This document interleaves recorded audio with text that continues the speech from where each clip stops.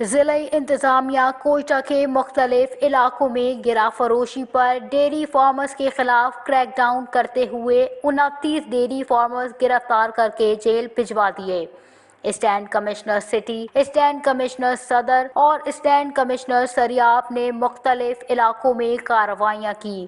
اس موقع پر انتظامی افسران کا کہنا تھا کہ کسی کو گرا فروشی کی اجازت نہیں دے سکتے۔ انتظامیہ روزانہ کی بنیاد پر دودھ فروشوں کی نگرانی رکھے ہوئے ہے۔ طے شدہ نرخوں کے باوجود ڈیری فارمز مالکان مہنگے داموں مارکیٹ میں دودھ فروخت کر رہے ہیں، جس پر مختلف علاقوں میں کارروائیاں کرتے ہوئے طے شدہ نرخوں کی خلاف ورزی پر 29 ڈیری فارمرز کو گرفتار کر لیا گیا۔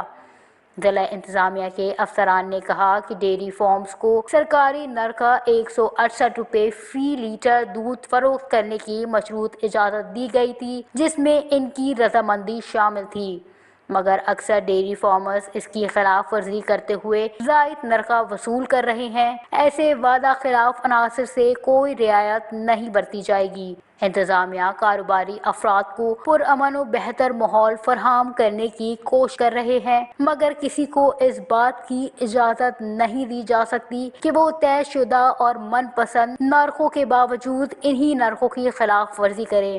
اسسٹنٹ کمشنر سریاب نے کہا کہ ایسے عناصر جو کہ مشروط طور پر طے شدہ نرخوں کی بھی خلاف ورزی کرے، ان کے خلاف مقدمات درج کر کے سخت کارروائی کی جائے گی اور انہیں دوسروں کے لیے مثال بنایا جائے گا۔ وش نیوز